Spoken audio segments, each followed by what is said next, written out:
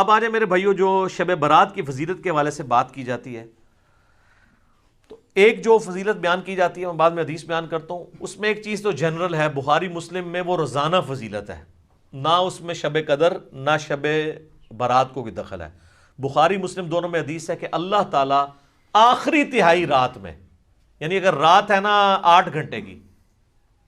تو آخری آپ سمجھ لیں آلموسٹ 2.5 گھنٹوں میں، 2.75 گھنٹوں میں، اور رات ہوتی ہے غروب آفتاب سے لے کے فجر کا وقت داخل ہونے تک، آخری 1/3 حصہ جب فجر کے ہونے میں رہ جاتا ہے تو اللہ تعالیٰ آسمان دنیا پہ نزول فرماتا ہے جیسا کہ اس کی شان کے لائق ہے، اور فرماتا ہے، ندا دیتا ہے کہ ہے کوئی مجھ سے بخشش کا طلبگار کہ میں اسے بخش دوں، ہے کوئی مجھ سے مانگنے والا کہ میں اسے عطا کروں، اور یہ ندا آتی رہتی ہے حتیٰ کہ فجر کا وقت داخل ہو جائے۔ تو یہ تو روزانہ ہو رہا ہے، اس میں نہ رمضان کی لیلۃ القدر کو کوئی دخل ہے، نہ ان کی بنائی ہوئی شب برات کو کوئی دخل ہے، یہ تو روزانہ ہی ہے شب قدر، البتہ آخری تہائی رات میں۔ شب قدر جو رمضان والی فضیلت ہے وہ یہ ہے کہ غروب آفتاب سے لے کے فجر تک پوری رات وہ رہتی ہے فضیلت، تو وہ تو ایک رات ہے نا، باقی تو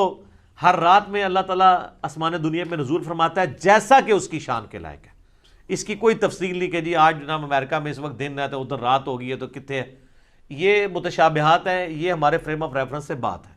باہر ہیں یہ چیزیں، ان کے اوپر، ان باتوں کے اوپر ہمیں ڈسکشن سے منع کیا گیا ہے، متشابہات کے اوپر۔